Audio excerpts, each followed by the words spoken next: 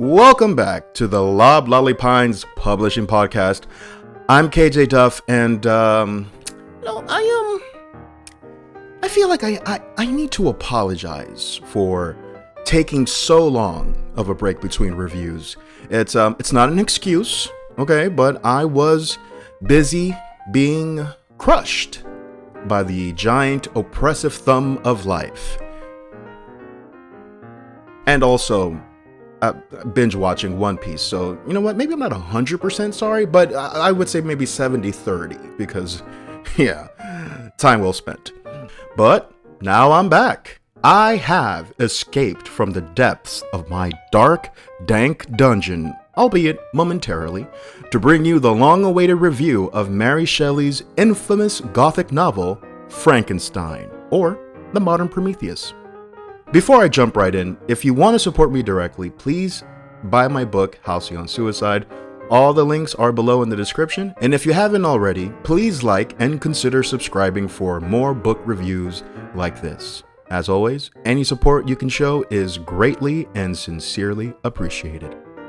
So, without further ado, sit back, kick your feet up, turn the lights down low, and sip something smooth as we dive into Mary Shelley's Frankenstein, or the Modern Prometheus.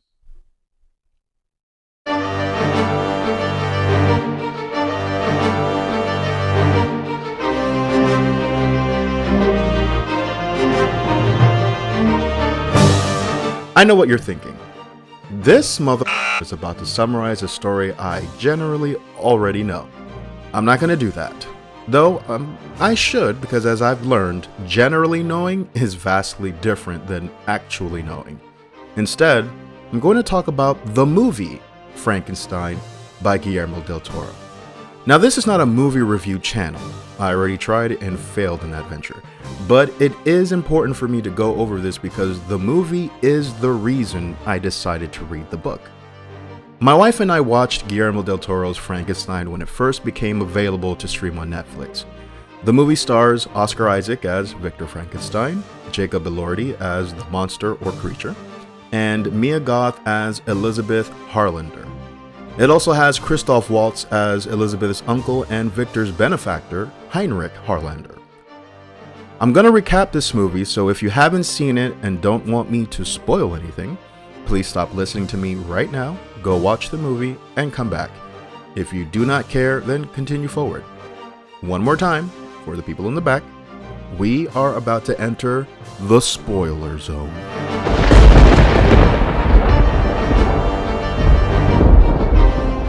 You've been warned. Also, another warning. I'm recapping this from memory, so there are going to be some details I don't remember. I don't get paid to do this, so you get what you get, okay? The film starts in the Arctic somewhere. A large boat is stuck in the ice and the crew is working hard to free it. As night falls, they see an explosion out in the distance and go and investigate. They find a bruised and bloodied Victor Frankenstein in the snow and ice with a broken leg. They bring him aboard the ship and then are attacked by a monster. They manage to evade it and stop it from boarding the ship. They get Victor on board and the captain tends to his wounds, just as Victor begins to tell his tale. So far so good, no complaints. Victor begins his story in his childhood. He loves his mother, but hates his father. His father is a doctor, and he is cold and uncaring. He educates Victor in the ways of science, and when Victor gets something wrong, he strikes him with a stick or cane. I don't remember, it's very, Catholic. Victor's real love is for his beloved mother. She becomes pregnant again, but dies when she gives a bloody birth to Victor's little brother, William. This has a tremendous impact on Victor and his view of death. His obsession is born. Time passes, and it is obvious that the father favors William over Victor. Victor opts to study abroad, I'm assuming Ingolstadt, and immediately is an outcast. There is a scene where he brings half a corpse to life, but it is so horrific that the elders tell him they won't fund his research. It is an abomination against God. However, someone in the audience is intrigued. Enter Heinrich Harlander. Heinrich Harlander visits with Victor and offers to fund his endeavor in return for something else which he'll ask for later. Victor agrees. Then Victor hears from his brother, who is running or the manager of some business. I don't remember. Like I said, it's been a few months. But what's important here is that William is engaged to Heinrich's niece, Elizabeth. However, upon meeting Elizabeth, Victor is instantly smitten and immediately starts devising his machinations to conquer her. So, while William is tasked with creating the lab and gathering all the instruments needed for Victor's little experiment, Victor is out here rizzing up Elizabeth in a church confessional, following her to a club, spitting game, showing her his lab and frolicking in nature and shit. And don't get it twisted, she's throwing it back too, talking about the beauty and asymmetry in butterflies. Then, after months of this teasing and foreplay, she does a complete 180 and throws cold water on Victor. Victor resigns himself and decides to throw himself back into his work. Fast forward. The stars align. All the conditions needed to bring the creature to life are met. The equipment is up and running at perfect capacity, and the weather is just right. Victor is getting the last pieces together to capture the lightning he needs to power the equipment and breathe life into the creature when Heinrich throws a wrench in his machine, figuratively. Heinrich wants Victor to put his brain in the creature so Heinrich can live longer, to which Victor flatly declines. Victor knows Heinrich's dirty little secret. Heinrich got the syphilis, and it's already spread through his body, and he's going to die. According to Victor, if he puts Heinrich's tainted brain in the monster, the thing would be dead before it could even live.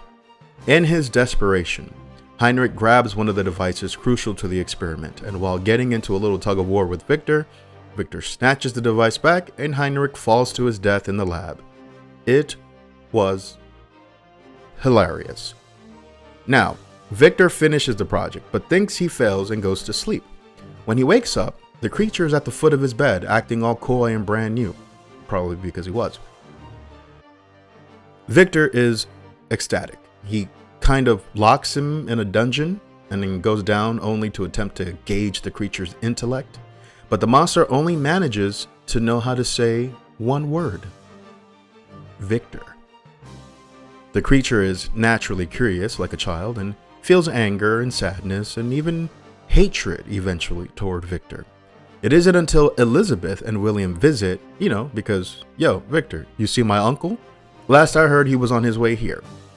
Victor is excited to see Elizabeth, of course, but Elizabeth stumbles onto the creature one night, and the creature, for the first time upon seeing Elizabeth, feels arousal. I'm kidding. Love? I don't know. Maybe both. I don't know. Elizabeth is gentle and motherly to the creature. She notices that the creature has bruises and scars, and she asks, "Who did this to you?" To which the monster replies, "Victor." Because that's the only word it knows. Elizabeth and Victor have a talk about the creature, and when pressed on what happened to her uncle, Victor lies and tells Elizabeth that the monster killed him. Elizabeth and William leave the castle. Victor is pissed at the monster, or maybe jealous, and decides to destroy it. He goes to the dungeon and starts pouring, I'm assuming, kerosene all over the place, all over the castle. But before he lights the match, he tells the monster to say anything else beside Victor. The monster keeps saying it. Victor, Victor.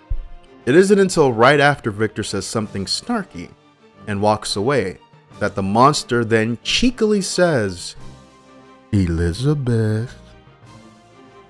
Victor snaps and sets that place ablaze. He leaves the castle, but even outside, he can hear the monster yelling his name. Victor then sees Elizabeth and William's carriage returning. Victor, maybe feeling some sort of remorse upon hearing his name yelled over the flames, starts going back to the castle, but as he gets close, the place explodes and sends him flying backward. He falls and breaks his leg. Now, I'm going to bounce around here because I don't remember the order of operations. Victor is telling this story to the captain of the ship that's stuck in the ice, and then all of a sudden, the creature shows up and is like, "Oh, you heard this guy's side of the story? Here's mine." And the story picks up from when the castle was on fire. The creature frees himself from his chains and escapes down some water chute that leads to a river. He finds a trench coat from a dead body and throws it on and wanders around the forest, eating berries and loving the sunshine. He gets shot at by some random hunters and finds refuge in some little barn in a home occupied by a family and their blind father or grandfather. He watches the family through a crack in the wall and even starts to learn how to speak eloquently. He helps the family by gathering wood and straw overnight while they sleep. Then one winter, the family departs to hunt wolves or something that's going to keep them away for a while, but they leave the blind man by himself. The creature decides to go in and talk to the blind man, and they have a heart-to-heart, and the old man even feels the monster's face and accepts him. The monster is so happy. He learns even more from the old man and starts reading efficiently. His speech is much better. The monster decides to go out and get some food for them or something, and when he comes back, he sees the doors open, and wolves are eating the old man.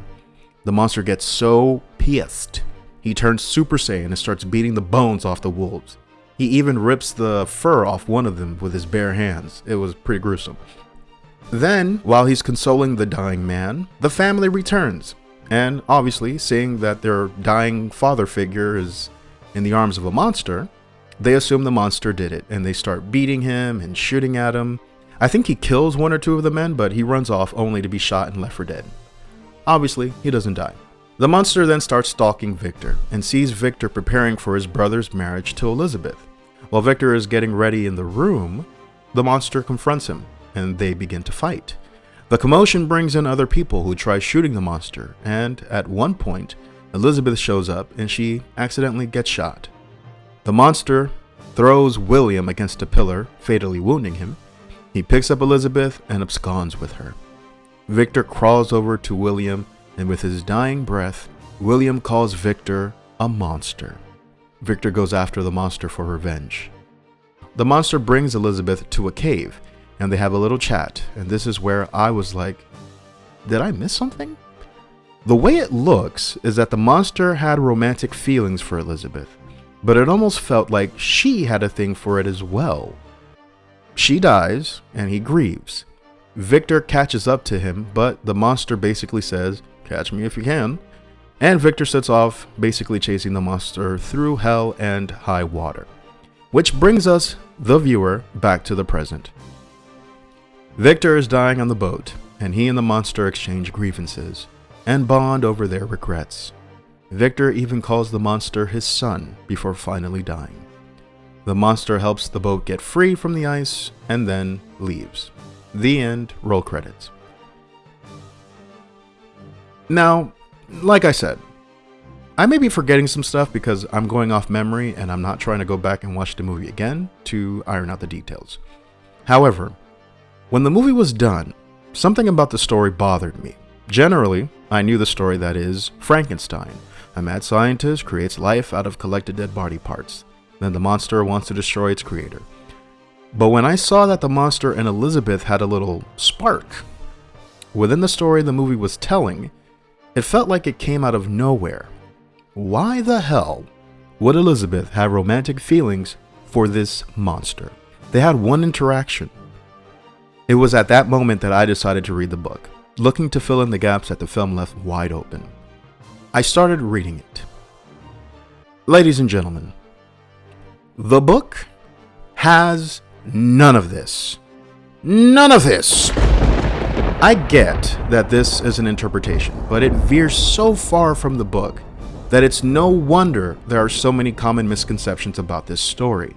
Victor was a happy boy in childhood. His mother was around for a while. His father was loving and caring. Elizabeth was basically adopted and raised by Mr. and Mrs. Frankenstein. There was no Uncle Heinrich Harlander. It was a completely made-up character for the movie. Victor had multiple brothers, not just William.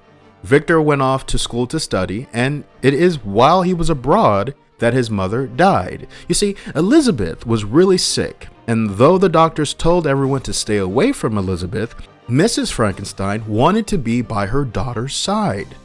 Elizabeth got better, but Mrs. Frankenstein caught the illness and died.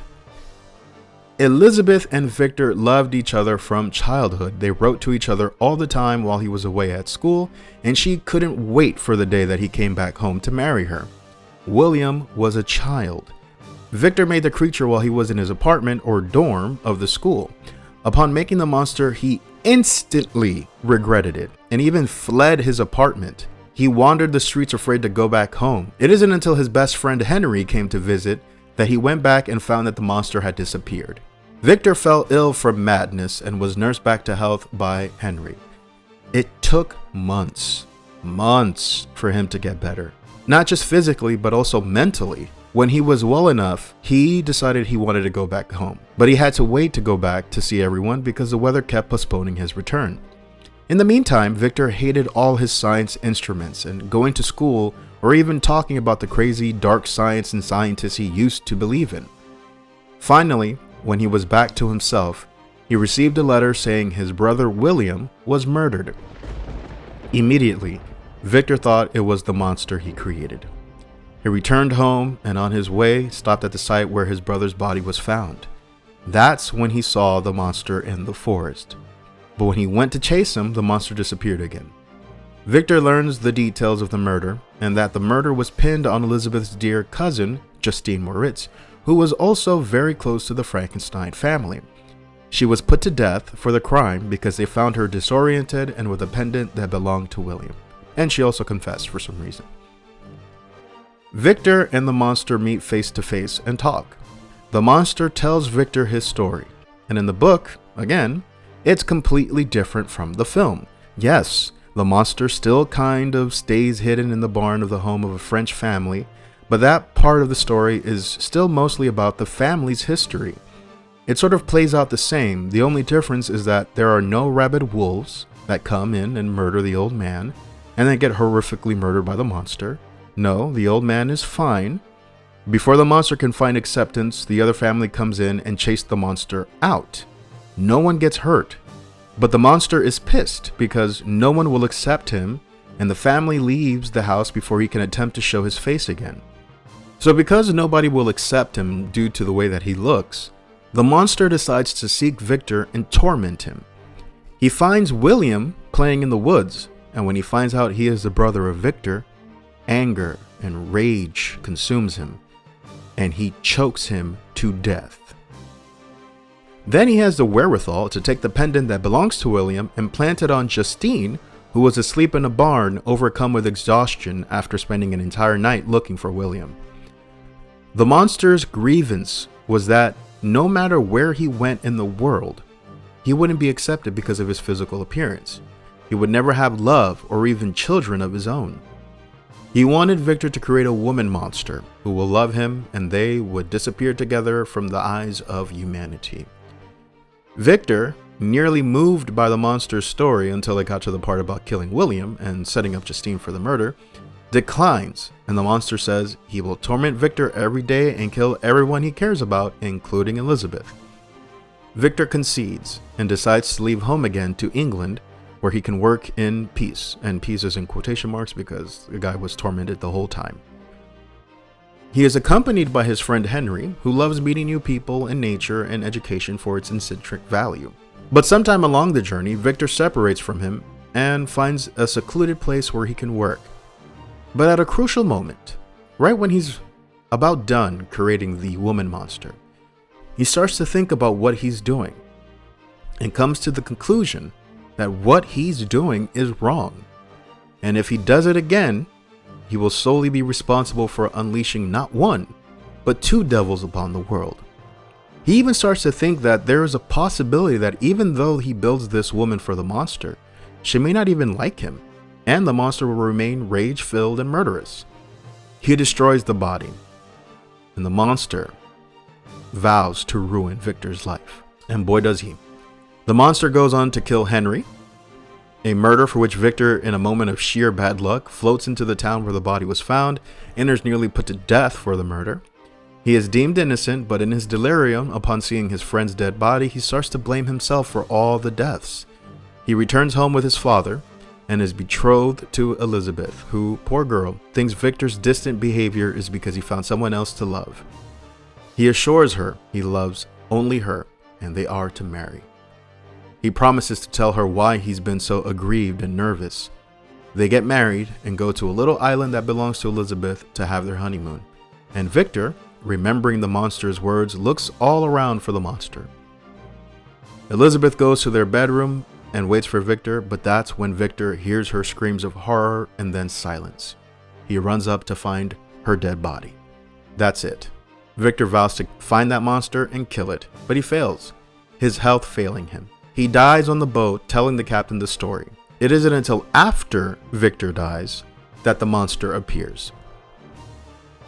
Look, I think I've said enough. I wasn't even supposed to go into the details of the book, but there it is. I spoiled it for you. I apologize. The book is much, much, much better than the movie. If you saw the movie and you liked it, that's fine. I'm not taking anything away from it.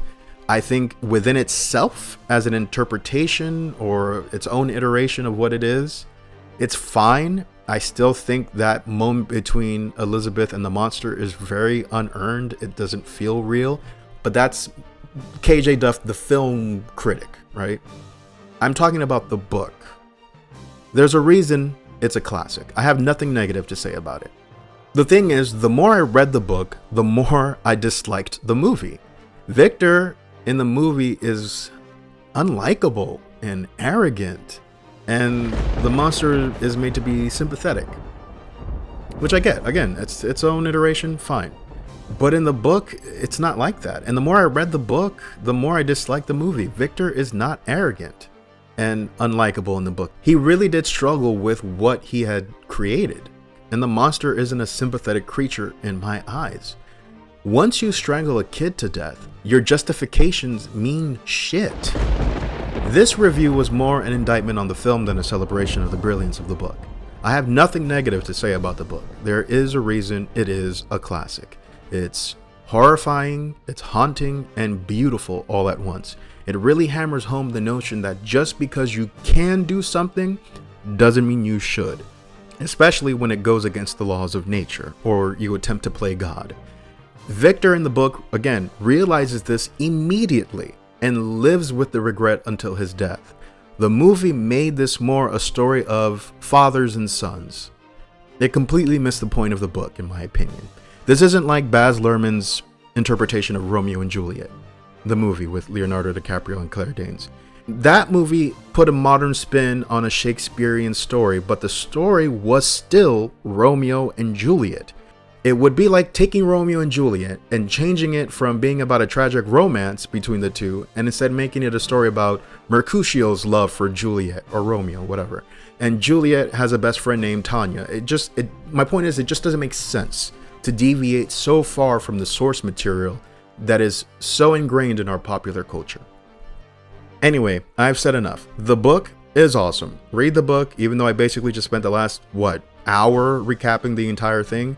I promise you it's worth the read. There's going to be some lagging moments, a lot of description, but it's there to set the mood. It's there to set the vibe, to set the scene, the backdrop of this time that you're living in, because the further we get away from these kinds of period pieces, the more you have to be entrenched in it, right? You have to feel that you're entrenched in it.